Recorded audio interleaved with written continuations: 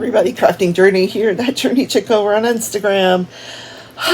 Well, interesting day yesterday. Yes, it was, because it happened in one of the trials. But I'll bring you up to speed on that in a few minutes.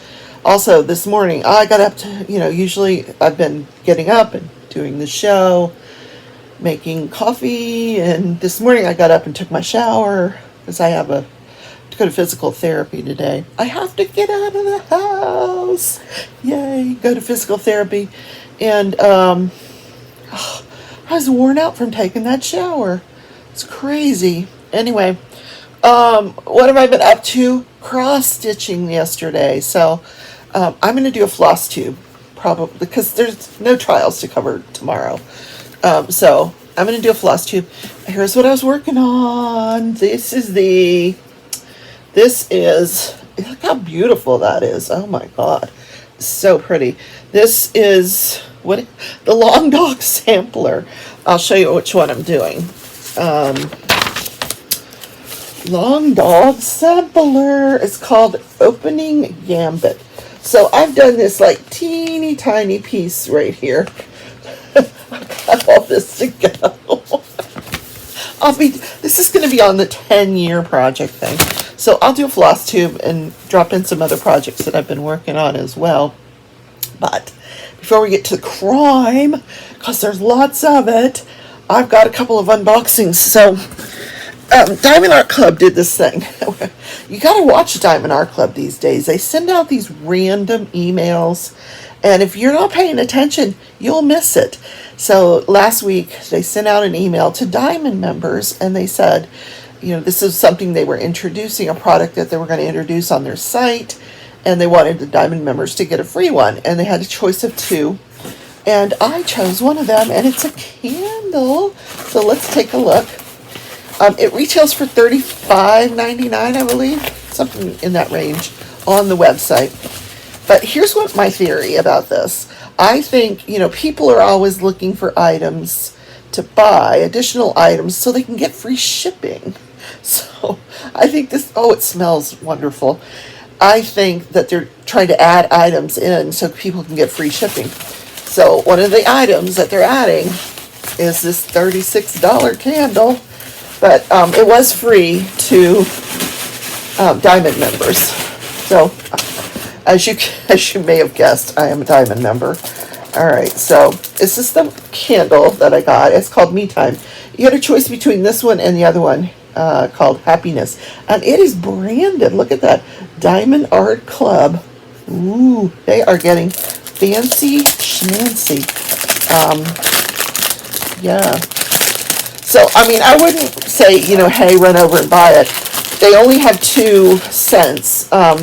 Neither of which I really cared for, but I thought, well, I'll try this one, since it's free. But, like I said, if you're looking for something to put in your cart so you can get free shipping, you buy a $59.99 painting, you get a little bit of a discount. Even if you buy the $69.99 painting and get a discount, you still haven't spent the $70 to get the free shipping. So go look at the candles. Yeah. Although it's kind of expensive for a candle. This better be a damn good candle for that price. Let's take a look.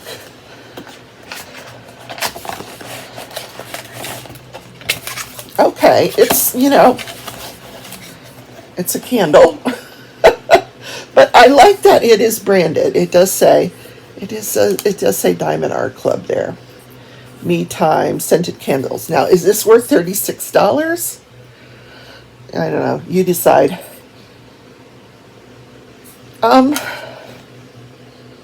It's sea kelp and sapphire. That's the kind I got. Sea kelp and sapphire. I'm not blown away by this scent. It's not super strong. I don't know. We'll see. We'll see. I'm not a huge candle person. I'm really not. But, like I said, it was free, and I thought I'd show you guys some new products that Diamond Art Club is offering. Now, let's get to the good stuff. Yes, my monthly box of diamond painting drills. It's that time of month, guys. order your sale, go to the sale items each month, diamondpaintingdrills.com, and there is a link down in the description. I am an affiliate. I do make a small commission. But follow that link. Check out what every month they offer these sale packs. And I have been collecting them. You know me, I'm a collector. I'm not going to start collecting candles, no. But I collect these sparklers. And I'm just blown away with them, honestly. So every month she offers these AB drills on sale. The retail price of each pack is $20. That's the sale price of each pack. And I usually get a round pack and a square pack. Oh, she says, feel better soon. Enjoy your time off. Alyssa. Yeah, that's cool. So, and like I said, I make a commission, but you know what I do with my commission? I get more sale packs. I don't pay for the sale packs each month because I just take them out of my commissions. And she has a sticker every month. Ooh. Now, I will tell you that, it's upside down, sorry. That this month's theme, she's doing she's sponsoring an event with DP Addiction Adventures and Lizzie's World of Gems, where they're doing this bee themed, like a bee, like a bee sting, like in Bridgerton, bee sting. So they're sponsoring bees. So it's the colors of the bee, the oranges, the yellows, and which I think is kind of exciting because, we're going to get here pretty soon into fall. Yeah, we just barely got into spring, but fall's right around the corner, and that's when we're going to want to start doing our Halloween stuff, and you're going to want these ABs to decorate your painting with, because these are like the most popular colors of that season. Take a look. Yep. This is all your 740s, guys. And I use a lot of 740s in my paintings. All of my paintings. 740, 742, 743. So all those kind of fallish colors. They're all ABs. These are the square. And these are the round. Now, I have not purchased my fall painting yet. I usually, actually, every year do a Halloween collab with Jennifer Roberts. Probably still will do that this year. We haven't had that discussion yet. But I'm going to try to incorporate these into my fall painting. So check out these on the site. So like I said, every month you can get these in these jars. If you can get jars, that's one of the things you can choose from, or you can get them in baggies. Now, you got more diamonds if you order the baggies, but I like collecting the little packets. They have, the month on them and whether they're square or round. So I collect these, and then when I'm diamond painting, I have all of them there, and I know which ones, I can just pull out a color palette for whatever I'm doing on my painting and see if I want to use an AB drill. Yes, and like I said, that 740 family's super popular in every painting I've ever done, I think. So check out that site, guys. Anyway, that's the product portion of the show.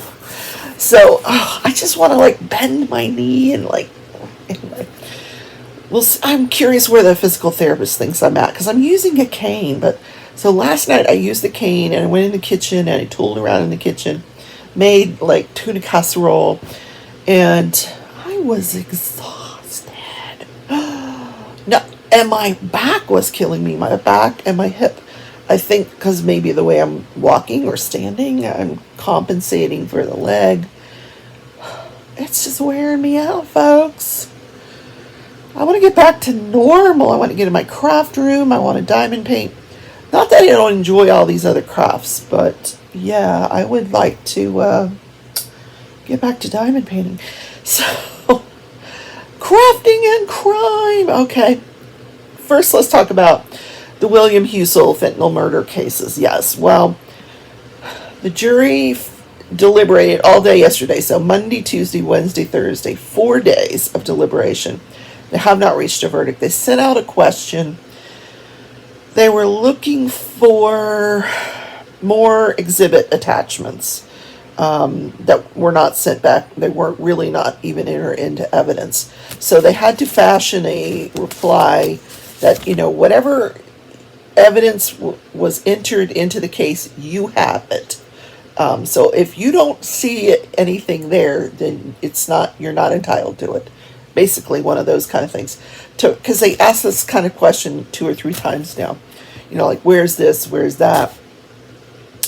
So they continued their deliberations, and the judge did reiterate that he was not going to make them deliberate on Fridays, because he's always given them Friday off. This case has been going on for like 5 weeks. He gives them Friday off, and he said it's because one of the jurors works Friday, Saturday, Sunday, which is that even legal? If you get a jury duty, you're not supposed to have to work, but that's whatever.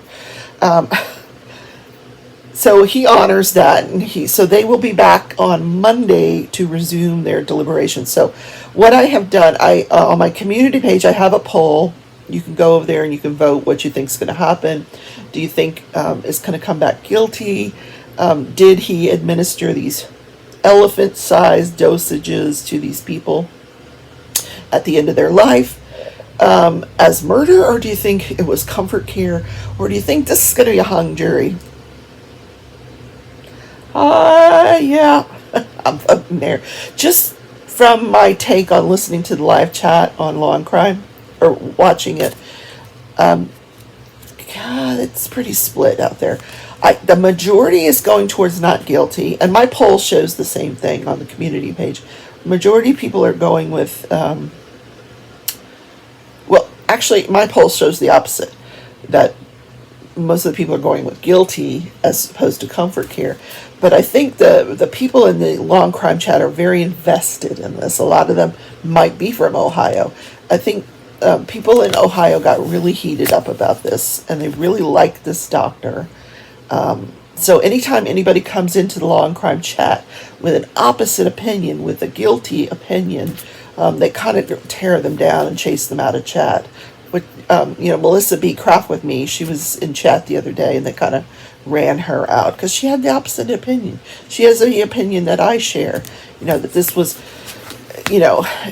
if he designed this to be comfort care, it was way more than that. He did not need to administer these ginormous dosages that would end their life way sooner than necessary.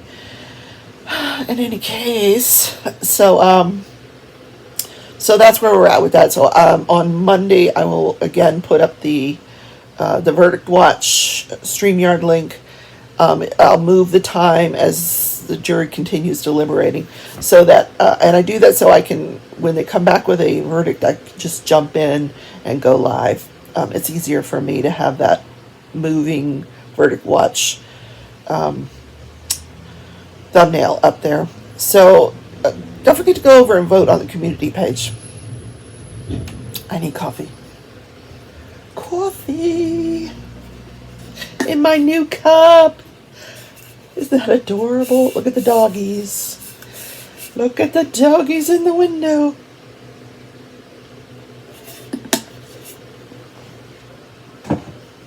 I did not realize Easter was Sunday. Oh my God. I don't even know what day of the week it is sometimes. And yet last night I'm sitting there thinking, and I thought, oh my God, I have a doctor's appointment today with a physical therapist, and I'm sure it's in my planner. I know it's probably in the planner. I just haven't opened the planner. Planner's sitting right over there, but I haven't opened it. All right, let's talk about the next trial, and that's the Anthony Tote trial. They didn't even give me enough time to get used to that last name, Tote. But trial's over. It's over. So let me tell you how the rest of it went. Oh my God, I got my jammies on here, guys. So yesterday they came in and they did closing arguments. So the day before they had put their client on the stand. Anthony Tote took the stand and gave us a completely different version of how the murders went down. He blamed it all on his wife. He came home after being gone for the night. He had gone over to their condo to put the child's bike together, but he never even got out of his van. He just fell asleep in the van, and which he didn't even park at the condo. He parked it somewhere away from the condo. Not sure why. So when he woke up that morning, he realized, so let me go check on my wife, who he keeps saying had been really sick. So he comes back. Now, this is his trial version, what he testified to on the stand. He comes back. He comes in, and his wife tells him, he goes up to the bathroom first. He goes, first thing I had to do was go pee. So he goes up, comes back down, and his wife tells him that she murdered the kids. And he immediately his response is to vomit. And so he first runs up to Zoe's room, and he sees that she's dead. And so it completely different than the confession that he gave, in proximity to when they apprehended him after the murders. He had been living with these corpses for 3 weeks, living with them as they're decomposing. But so on the closing arguments, the prosecution pointed out how, she asked the jury to pay attention to how detailed that confession was, and it really, really was, as opposed to the confession that he gave during trial, or not, well, I guess it wasn't a confession, the testimony that he gave during trial, where he blames it all on his wife. He gave some incredible detail during his confession, that he had asked the children to go collect their favorite toy, and he brought it in, and he put it at the foot of the bed on this, like a laying chest, and set it up almost like an altar, where the Zoe brought in her nesting dolls. The boys brought in each, so there was each one had like a little thing set up there, almost like an altar, on top of this laying chest in the master bedroom. And he just gave some incredible detail, and for that to be the kind of confession you would give when you're blacked out for, he claims he was blacked out until like June. He says he doesn't remember giving that confession. In fact, he said he had not seen it. The first time he had seen this confession was at trial. I don't believe him. He did not come across credible at all. So they finished their closing arguments. His defense attorneys, I'm sorry, they were terrible. He had the worst defense team. Probably the worst I've seen since I've been watching The Long Crime. She got up, the female got up. There's a man who's very elderly. Whenever they go sidebar, it takes him like 5 minutes to get out of his chair and get up to the podium. And they all have to wait for him, before they can do their sidebar. And then this black female, so they're like a team. So she got up and did the closings, and she talked about, you must find, that he's guilty beyond a reasonable doubt, and there is reasonable doubt, and let's talk about reasonable doubt, and don't forget reasonable doubt. But she never told us, she tried to walk us through and tell us where the reasonable doubt was, but I wasn't buying it. I really wasn't. Very weak, very, very weak closing arguments. And really, I don't think they defended their client to the best of their ability.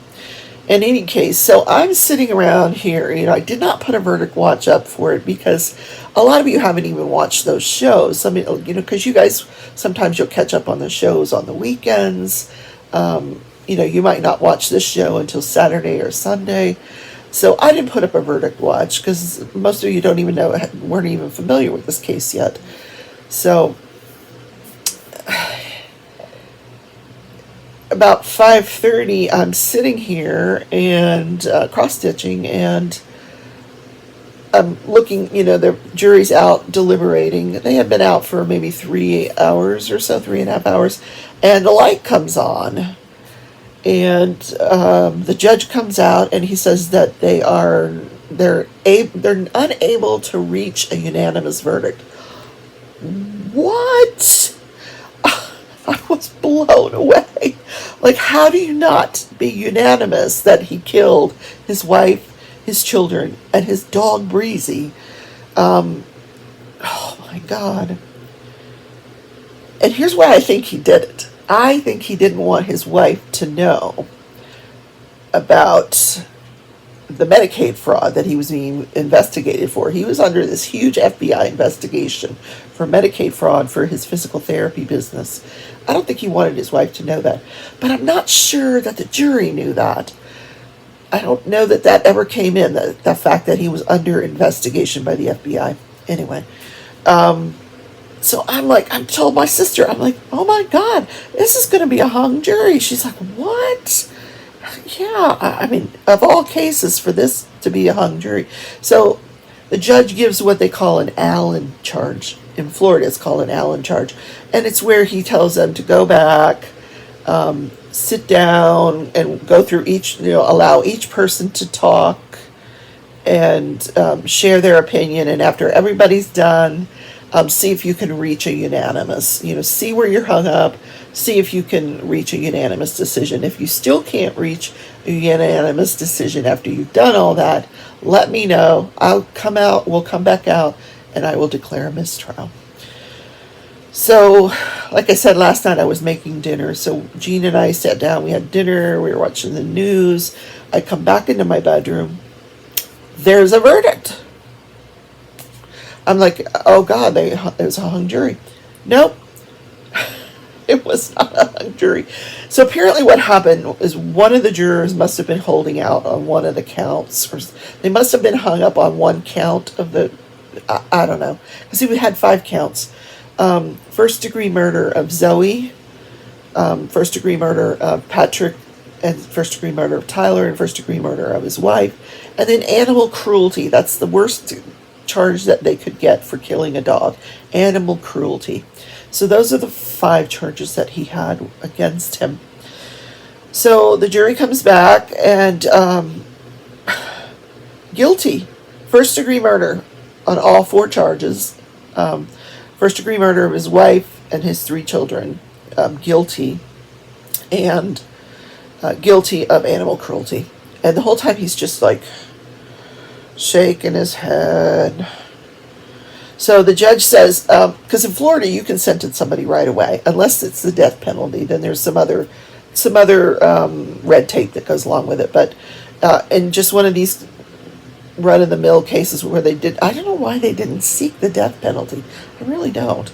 Because 4 murders, you murder your wife and kids, and they don't seek the death penalty. I'm not sure why that was, but they didn't.